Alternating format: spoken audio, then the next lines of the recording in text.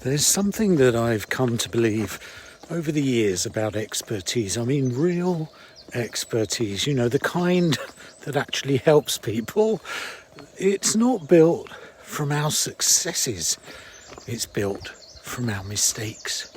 Those mistakes, when they get crystallized over time, they form something that, at, I suppose its very best, looks and feels rather like wisdom. And if that's true, and I believe that it is, then I am, by now, by extension, extremely wise. You can see every wrinkle here is wisdom condensed. Now, leaving aside the cost of wrinkles, today I want to tell you about, nearly fell over there, about two meetings. I should look where I'm going, shouldn't I? About two meetings that I had in China. One that went perfectly, and one that went wrong before it even started. So the one that went perfectly cost my client £250,000. The one that went wrong produced some of the best clients I ever had. Now, if you are a seasoned professional, wrinkles aside, trying to build a business online, and you're someone who knows their field and you're sort of puzzled about why the results aren't matching that expertise, I think both of these stories are going to land somewhere rather familiar for you. Now, this is not because you all have made the same mistakes as me or have the same victories, but because the instinct behind them, the instinct that I had, is one that most of us carry really without quite realising it. So let's head to the river and I will tell you more. The year was 2015, 2 years or so after my arrival in Shanghai, where I was working as a wealth manager. Now, I should say I'd been a professional in sales since I was 9 years old. Genuinely, 9. So by the time I arrived in China, I had what you might call a fairly high opinion of my abilities in that department. Let's give you a nicer background. This is a water processing plant here. Anyway, I felt I could sell ice to Eskimos. That's what my whole family told me, which, as you're about to discover, was part of the problem. A client referred me to a gentleman in Shenzhen who had a senior position in Walmart's in China's operation. He had a very significant income and a pension that was, well, in truth, his most substantial asset in life that he'd accrued in his work in the UK. Now, he was a referral by the name of Arthur, and here is my first mistake. And if you only take one thing from this video, take this. I assumed that because he was a referral, he was practically already a client, wasn't he? I assumed that all the trust I'd built with the client who referred me had been handed over, pre-packaged, by that very person who was kind enough to make the introduction. Which is, of course, complete nonsense. But nonsense delivered with enough lashings of confidence is still nonsense. And I was deeply confident. So, I prepared for this meeting in the way that I, Howard Whiteson, seasoned sales professional, had learned to prepare for such very important meetings. I got all the paperwork ready, every form, every page. They were all tabbed with these little coloured stickers at every signature point. There were more than 20 of them because a UK pension transfer is very complex. All of them were in order, neatly arranged, colour coordinated. I booked the high-speed train from Shanghai to Shenzhen. Now, if you've never been on a Chinese high-speed train, I can highly recommend it. 2 hours, extraordinarily smooth. Before you know it, you're travelling at more than 300 kilometres an hour, and it barely feels like you're moving. It barely feels like you've left the station. I sat on that train with a very eager young financial advisor, an energetic Scottish man by the name of Lawrence. Now, Lawrence was in fact more than eager. Lawrence was brimming with enthusiasm. His eyes burned brightly. He was ready to learn, seated beside the sales master. And in this particular scenario, I was the sales master. Now, with hindsight, I might have been better to let Lawrence take the meeting. Now, I say all of this with hindsight, of course, and with the benefit of 15 years of hindsight. But the second mistake that I made was that at some point on that train, I started performing for Lawrence. Really, I wanted to show him how it was done, how a real sales professional handles such a big client, how you can walk into the room and, regardless of the circumstances, take command. Now, if you've seen The Wolf of Wall Street, it was nothing like that. It was a very gentle British version. You might call it The Wolf of Downton Abbey. But the instinct that I had was not entirely dissimilar to Leonardo DiCaprio in that movie, if you've seen it. Now, Shenzhen can hardly be described as a quiet city. It's enormous. It's loud with the sound of traffic and the sound of drills. It's as though everyone's permanently on the move and everything's permanently under construction. And when we finally made our way and arrived at the Walmart offices, it was a rather cold, functional space with this rather harsh neon strip lighting and the hum of a busy floor. And then we were taken, after waiting some time, to meet this gentleman, who I have chosen to call Arthur to protect the innocent. Now, Arthur was kind, he was courteous, he was thoughtful, he was gentility itself. And I, armed with my coloured stickers and my 20 signature points and my captive audience of eager Lawrence, proceeded to go through the motions. Now, somewhere in that meeting, fairly early I think actually, I remember noticing something. It may have been a hesitation, it may have been a slight pause before Arthur answered a question, maybe the flicker of an eye perhaps, something that didn't quite fit the dynamism and the positivity that I'd already decided and announced to Lawrence that our meeting was going to create. Now, I felt it, but I moved straight past it, because I had a commission of over £50,000, that's something like $60,000, waiting at the other side of that folder. And because Lawrence was watching, and because I'd already decided, frankly, that the meeting was a formality.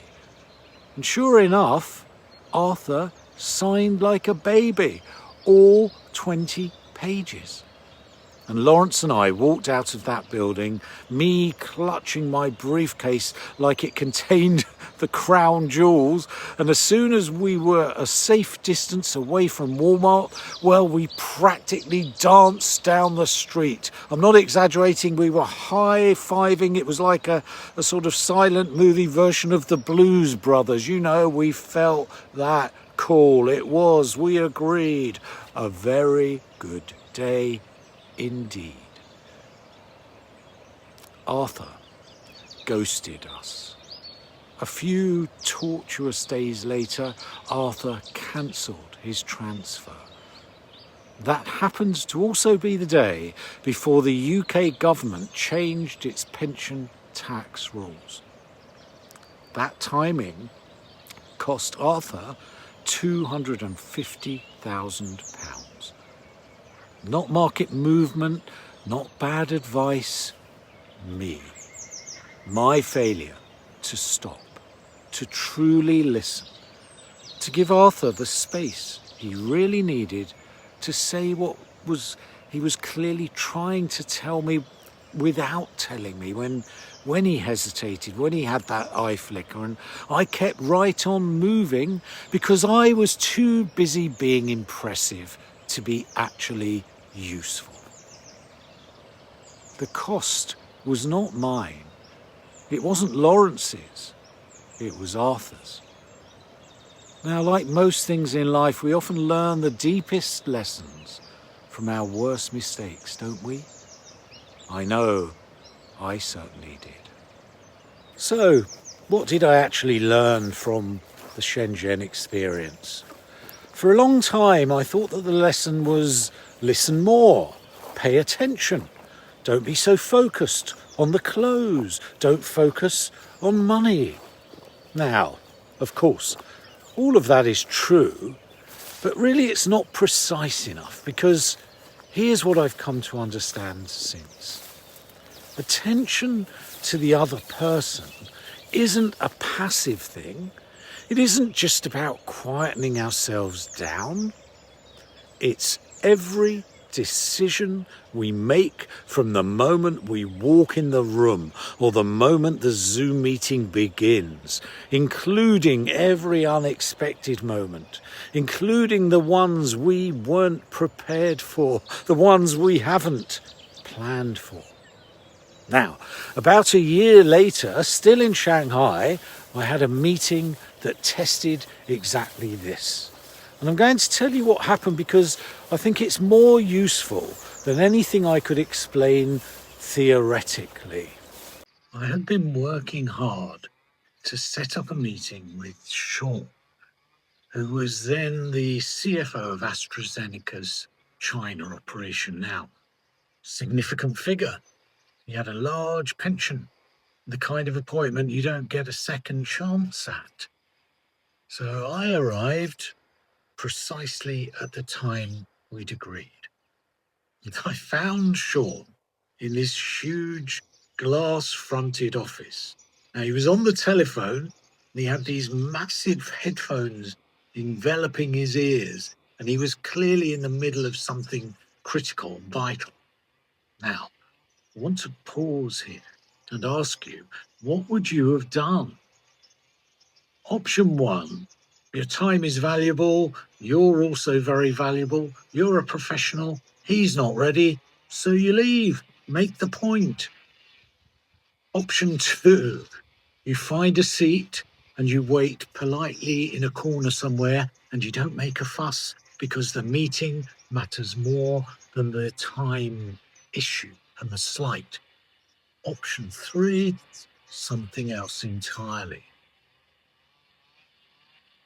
Hold your answer, because I have to be honest with you about what I actually did first. I took out my phone and I texted my boss.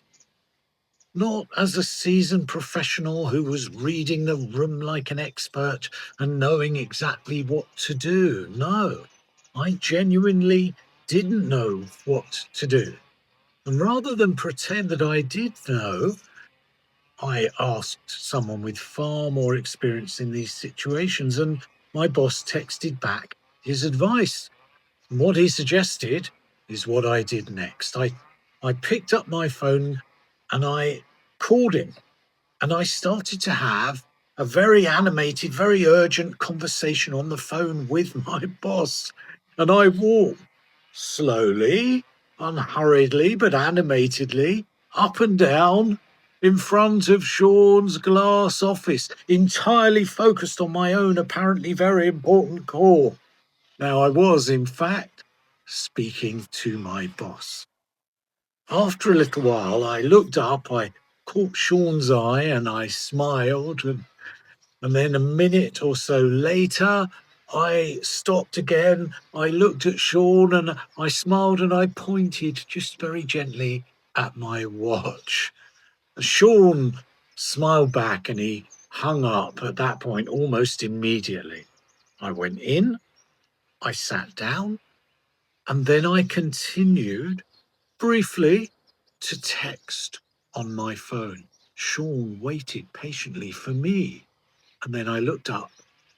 I held the phone and I said, firefighting. Just that one word, with a slight nod. Sean laughed, and it was a warm, genuine laugh of appreciation, and he said something to the effect of, oh, yes, I know the feeling. Two senior professionals, both putting out fires, both slightly behind schedule, both, it turned out, all too human. So the entire emotional register of that meeting shifted in that one moment with that one word. And Sean, as well as his wife, both became very loyal, very wonderful clients. In fact, among the best clients I've ever had. Now, what was the difference between that meeting with Sean in Shanghai and the one with Arthur in Shenzhen? It wasn't that I was calmer. I wasn't. I just texted my boss, in fact, in something of a mild panic. It wasn't that I had a better process in place. My process effectively went out of the window the moment I found Sean on the phone with his massive headphones. No. What was different was this. Every decision I made from the moment I saw Sean in that glass-fronted office was about him. What was this situation asking for from his point of view? What did Sean, this specific person, need to feel and see before we could have a real conversation? Not my commission, not my performance, and certainly not my coloured stickers. Sure. That's the shift. Now, it sounds simple, doesn't it?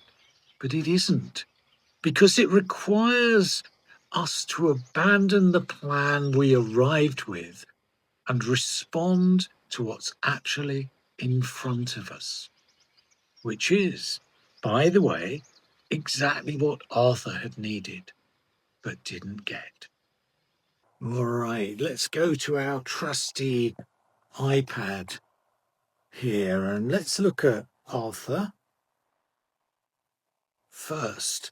Now, really, that was about the mission.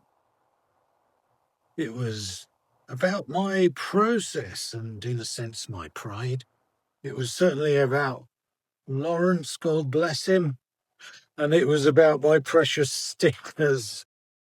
And although I felt the hesitation, you have to forgive my writing here, I moved on. I ignored that hesitation. Now, when it came to Sean, it was a very different process, right? Because there I had no plan.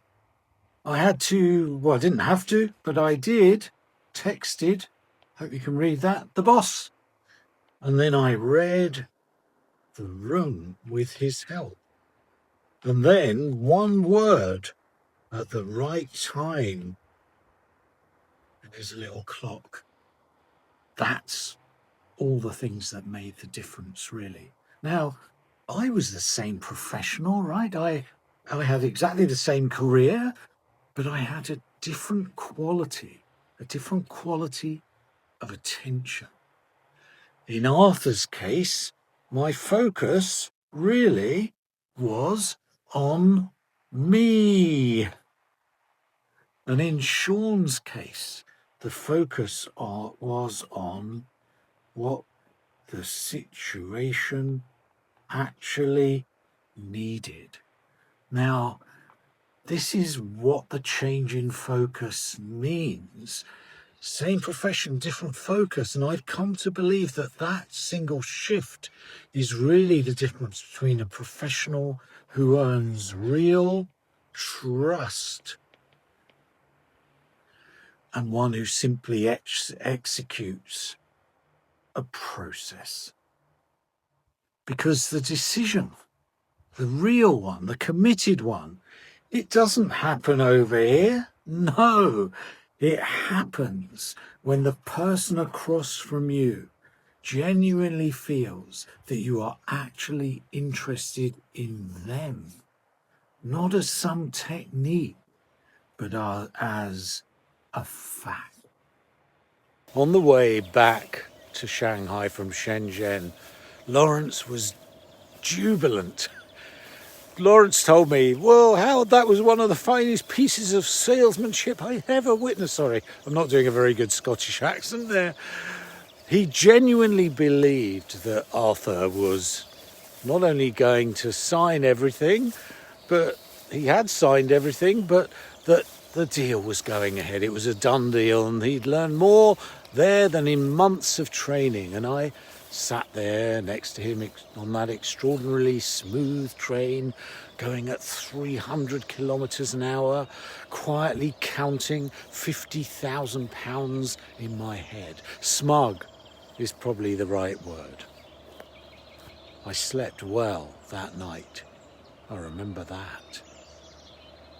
The call came over the next few days eventually that he wasn't going ahead. And there are things you know immediately, before the person even finishes the sentence, before the words have fully landed.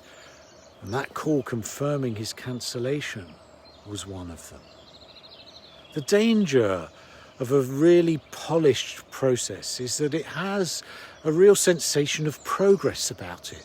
Moving at 300 kilometres an hour, barely feeling the speed, completely certain we know where we're going.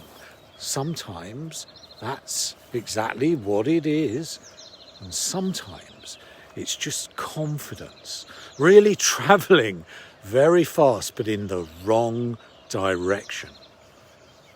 The shift that eventually came for me, and it really took longer than it should have, was learning to be more interested in the person across from me, whether that's across the room or across the camera or across the world, than in the destination that I'd already decided we were heading to.